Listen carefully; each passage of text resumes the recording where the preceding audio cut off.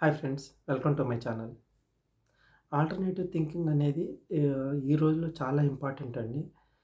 ఆహ్, పిల్లల్ని alternative thinking ఆ థాట్ ప్రాసెస్‌లోకి ఎంకరేజ్ చేయండి.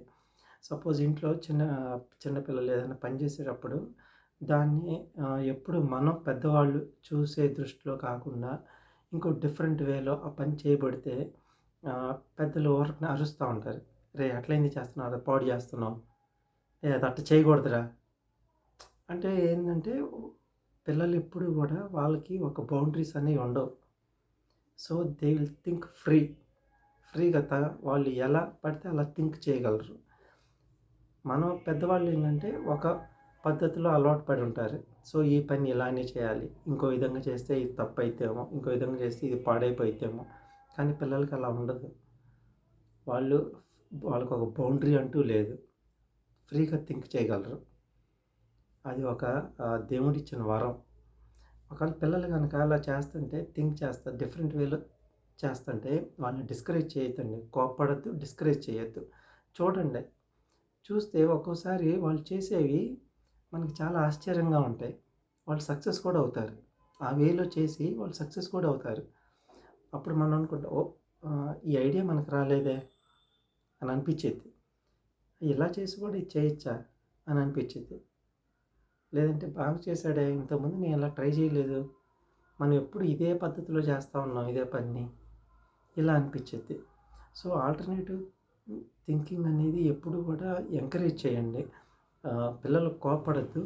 వాళ్ళు ఆ విధంగా చేస్తుంటే డిఫరెంట్ వేలో చేస్తుంటే మీరు ఎంకరేజ్ చేయకపోయినా పర్వాలేదు గానీ డిస్కరేజ్ చేయొద్దు, కోప్పడొద్దు. నిజంగా అది దేవుడిచ్చిన వరం. ఈ రోజుల్లో ఆల్టర్‌నేటివ్ థింకింగ్ అనేది ఉండాలి. మనకి మీరు జనరల్‌గా అది పర్టిక్యులర్‌గా పలానా పనే కాదు. మన రోజువారీలో మన పిల్లల్ని ఇంట్లో గమనిస్తా ఉంటే అది మనకే అర్థమైతుంది. వాళ్ళు డిఫరెంట్ వేలో చేయటానికి ట్రై చేస్తారు. ఎందుకంటే మనం అలవాటు పడ్డాం. ఈ పని ఇలానే చేయాలి. లేదా ఈ వస్తువుని ఇలానే వాడాలి అని పెద్దవాళ్ళు అలవాటు పడ్డారు. కానీ పిల్లలు అలవాటు పడలేదు. వాళ్ళ యొక్క fresh minds they will think differently and effectively. వాళ్ళ బ్రెయిన్ చాలా షార్ప్‌గా, తాజాగా ఉండిద్ది. వాళ్ళ బ్రెయిన్ చాలా షార్ప్‌గా డిఫరెంట్ వేస్‌లో ఎలా చేయాలి, వాళ్ళకి వాళ్ళే జనరేట్ చేసుకోగలరు. వాటిని ఎప్పుడు డిస్కరేజ్ చేయొద్దండి. మీరు ఎంకరేజ్ చేయకపోయినా పర్వాలేదు కానీ డిస్కరేజ్ మాత్రం చేయొద్దు.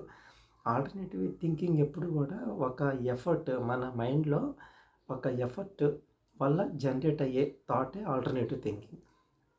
అలా ఆల్టర్నేటివ్ థింకింగ్ చేస్తున్నారంటే సమ్ ఎఫర్ట్ అనేది వాళ్ళలో జరుగుతుంది. అది మంచిదే గదా!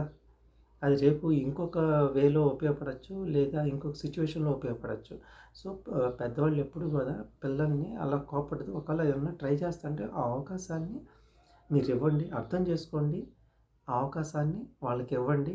మీరు కూడా కోఆపరేట్ చేయండి. ఆల్టర్నేటివ్ థింకింగ్‌ని ఎంకరేజ్ చేయండి. ఎప్పుడు కోప్పడొద్దండి. పిల్లలు చేసేయి ఎప్పుడు డిఫరెంట్‌గానే ఉంటాయి. మనం చేసే వాటికి వాళ్ళు చేసేవి డిఫరెంట్‌గానే ఉంటాయి. కొత్తగా ఉంటాయి. వాటిని అర్థం చేసుకోగలిగితే మీరు కూడా ఆనందించే స్టేట్‌లోకెళ్తారు.